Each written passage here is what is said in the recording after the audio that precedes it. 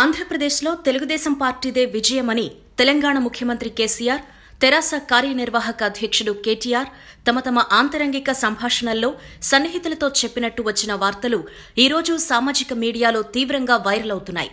కేసీఆర్ ఒక జర్నలిస్ట్తో మాట్లాడుతూ తెలుగుదేశం పార్టీ మళ్లీ ఏపీలో అధికారం చేపడుతుంది అని చెప్పినట్టుగా జర్నలిస్టు సర్కిల్స్లో వార్త చలామణిలో ఉంది.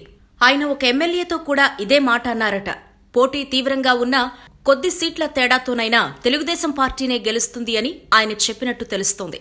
అలాగే కేటీఆర్ కూడా సైలెంట్ ఓటింగ్, వేవ్ వంటివి లేకపోయినా టీడీపీకి 93 నుంచి 95 వరకు సీట్లు వస్తాయని తన మిత్రులతో అన్నట్టుగా వార్తలొచ్చాయి. కేటీఆర్ నిజంగా అన్నారా?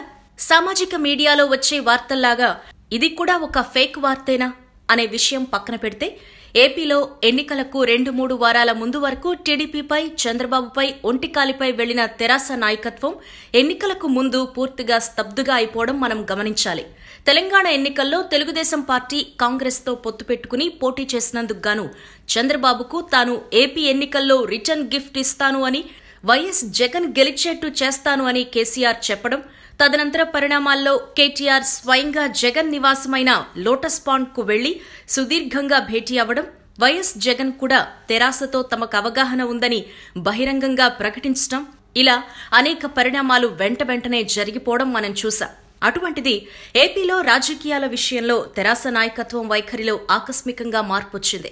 ఎన్నికలకు సుమారు 10 రోజుల ముందు కేటీఆర్ ఒక సమావేశంలో ఆంధ్రాలో ఎన్నికలతో మాకేం సంబంధం అని, అక్కడ రాజకీయాల గురించి మాకెందుకు అన్నట్టు మాట్లాడడం అందరినీ ఆశ్చర్యపరిచింది. అయితే ఒక రాజకీయ వ్యూహకర్త, సీనియర్ జర్నలిస్ట్ ఏపీలో వైఎస్ జగన్ అధికారంలోకి వస్తే తమ కాగల కార్యాలు గంధర్వులే తీర్చినట్టవుతుంది కాబట్టి కేసీఆర్ వైఎస్ జగన్ మద్దతిచ్చారు అని, ఎప్పుడైతే వైకాపాకు అవకాశాలు తగ్గుతున్నట్టు అనిపించిందో, చంద్రబాబు ప్రవేశపెట్టిన పథకాలకు అనూహ్య స్పందన రావటం మొదలైందో తెరాస నాయకత్వం వ్యూహాత్మక మౌనం పాటించిందని విశ్లేషించారు.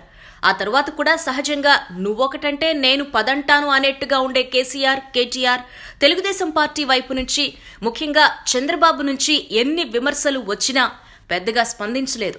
ఎన్నికల ప్రచారంలో చివరి 3-4 రోజులు చంద్రబాబు నాయుడు కేసీఆర్ ను తీవ్రంగా టార్గెట్ చేశారు. అయినా కూడా తెరాస నాయకత్వం నుంచి పెద్దగా కౌంటర్స్ లేవు.